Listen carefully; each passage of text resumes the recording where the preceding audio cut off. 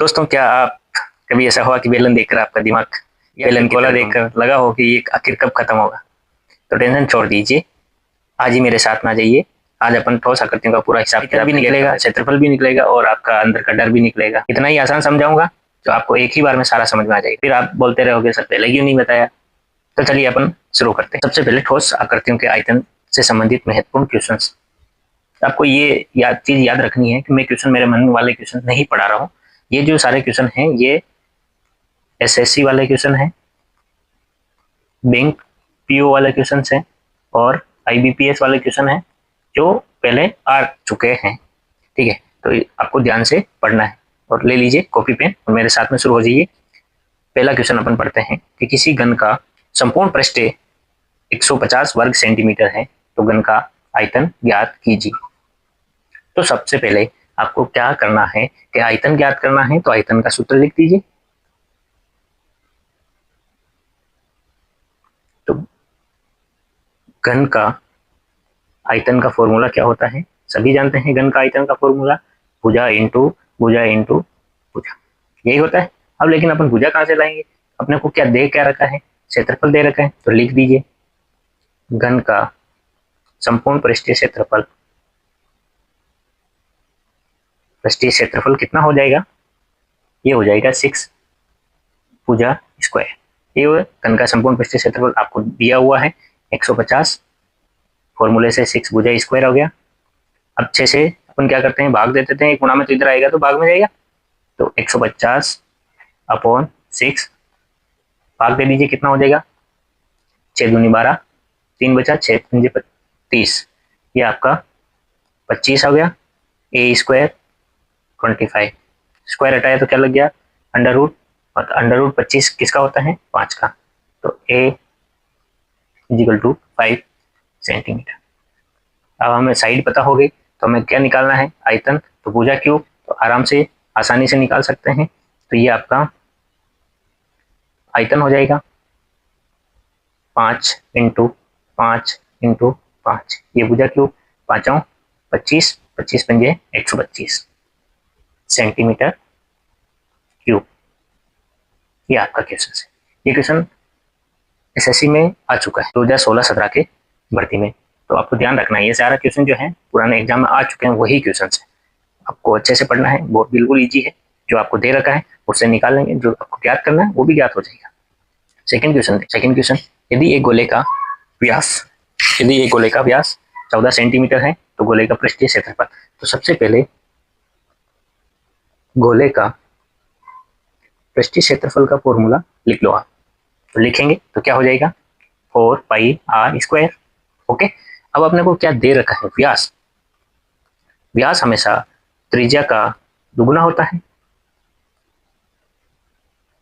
तो आर बराबर क्या हो जाएगा 14/2 यानी 7 सेंटीमीटर। अब आपको गोले का पृष्ठीय क्षेत्रफल आसानी से ज्ञात कर सकते हैं। तो ये अपन फॉर्मूले में रख देंगे। क्षेत्रफल 4 पाई की वैल्यू कितनी है 22/7 इंटू आर स्क्वायर, 7 इंटू 7 2 बार लिख दिया। 7 से 7 कट गए तो आप क्या कर लेंगे, गुणा हो जाएगा। 22 को 4 से गुणा करेंगे, 22 चौक 81 इंटू 7, तो आपका हो जाएगा 8 7 56, 56 और 5 कितना हो गए, ये हो गए। तो आपका ये सेंटीमीटर स्क्वायर। क्षेत्रफल है तो स्क्वायर और आयतन है तो क्यूब। ओके, समझ में आ गया। ये बिल्कुल आसान है। जो दे रखा है उससे अपन कुछ निकालते हैं, जो ज्ञात करना है उसमें वैल्यू पुट करके वो वैल्यू अपन निकाल लेते हैं। यदि दो गोलों के अर्ध व्यास क्रमशः लिख देते हैं यहाँ पर, अर्ध व्यास जैसे में ये फर्स्ट और सेकंड अर्ध व्यास है, दो गोले हैं जिनका आधा अर्ध व्यास, मतलब समझ गए, अर्ध व्यास, व्यास का आधा त्रिज्या होती है तो अर्ध व्यास किसे बोलेंगे, त्रिज्या को। यहाँ मैं कोष्टक में लिख देता हूँ त्रिज्या। ठीक है, इसी कड़ी में अपन पढ़ते हैं कि त्रिज्या का अनुपात जो है 3:2 है। तो उनके आयतनों का क्षेत्रफल, पहले तो उनके आयतनों का अनुपात क्या है, गोले का आयतन 4/3 पाई आर क्यूब होता है।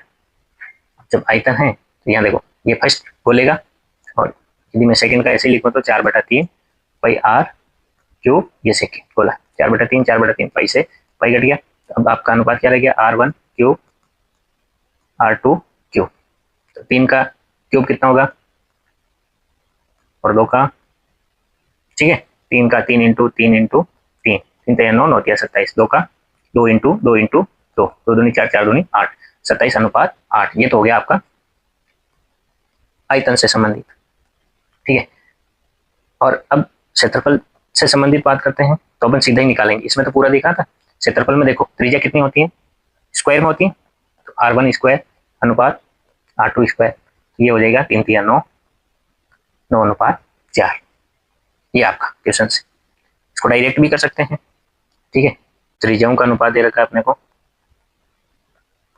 3 अनुपात 2। तो यदि अपने को क्षेत्रफल का पूछे गोले के अंदर तो आपको सीधा ये याद रखना ऐसे, ठीक है। इसका अपन स्क्वायर कर लेंगे, 3 का स्क्वायर 9 और 2 का स्क्वायर 4। इसी प्रकार आपको यदि अपन आयतन की बात करें तो आयतन में क्या होगा, त्रिज्याओं का क्यूब, तो जो अपने को दे रखा है ना उसका क्यूब कर लेंगे, 3 का क्यूब 27 और 2 का क्यूब 8। बहुत ईजी है, ऐसे भी कर सकते हैं। नेक्स्ट क्वेश्चन, 8 मीटर लंबी, 6 मीटर ऊंची तथा 22 सेंटीमीटर चौड़ी एक दीवार को बनाने के लिए कितनी ईंटें चाहिए, जबकि प्रत्येक ईंट 25 सेंटीमीटर लंबी, 11.25 सेंटीमीटर चौड़ी तथा 6 सेंटीमीटर ऊंची। तो ये सारी क्या है सेंटीमीटर में, इसको भी अपन सेंटीमीटर में चेंज कर लेते हैं।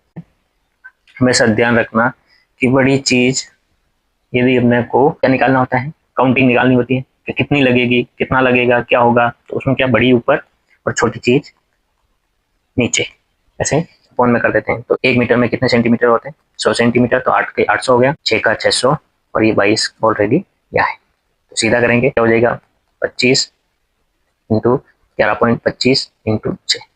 जब काटेंगे तो क्या आंसर आएगा, पॉइंट हटाया तो यहाँ लग गया, ठीक है। पॉइंट हटाने के बाद में मैं यहाँ लिख देता हूँ 1125, 5 से काटता हूँ, यहाँ 5 से काटा तो यहाँ कितना आएगा 180, 5 से 5 एकम 5, 20 पंजे 100, 3 बचा 6 पंजे 30, 0, ये आएगा 16 पंजे से, ठीक है। फिर मैं वापस 5 से काटता हूँ तो कितना आएगा, 5 दिया 15, 5 2 32। यहाँ फिर मैं वापस यहाँ से काट देता हूँ 11, ये कट जाएगा 2 बार, तो 3 दूनी 6, यहाँ मैं 3 से काटता हूँ, 3 दूनी 6, 0 0, ठीक। यहाँ अब इसको कंफ्यूजन नहीं हो इसके लिए अपन अलग से वापस लिख देते हैं।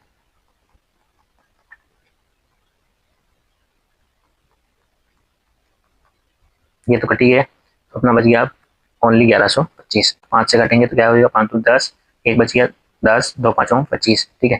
तो इसको भी 5 से काट देते हैं, 20 पंजे 100, वापस 5 से काटेंगे, 25 8 200, 25 नमा की 225, ऐसे डायरेक्ट काट दो। अब क्या करें, किसी का कुछ में नहीं जा रहा है तो नहीं जा रहा तो मल्टीप्लाई कर लो, 11 8 88, 32 9 64 अपॉन 9। इसको डिवाइड करके भाग करके देखेंगे तो इसका जो आंसर आएगा वो आएगा 6257.77। अब इतने तो यहाँ इसमें पॉइंट में होती नहीं है तो इसको सीधे यहाँ आंसर में क्या लिख देंगे, 62588 लगेगी, ये आपका आंसर रहेगा, ठीक है। नेक्स्ट क्वेश्चन बढ़ते हैं। एक शंकु, एक अर्धगोला, नेक्स्ट क्वेश्चन क्या है, एक शंकु, एक अर्धगोला तथा एक बेलन के बराबर आधार। पहले तो एक शंकु, एक अर्धगोला, एक बेलन, सबके आधार क्या है, बराबर है। यहाँ लिख देता हूं मैं, आधार बराबर है, बराबर ऊंचाई, उनकी ऊंचाई भी क्या है, ऊंचाई बराबर, ठीक है। तो इनके आयतनों का अनुपात ज्ञात कीजिए। ये शंकु,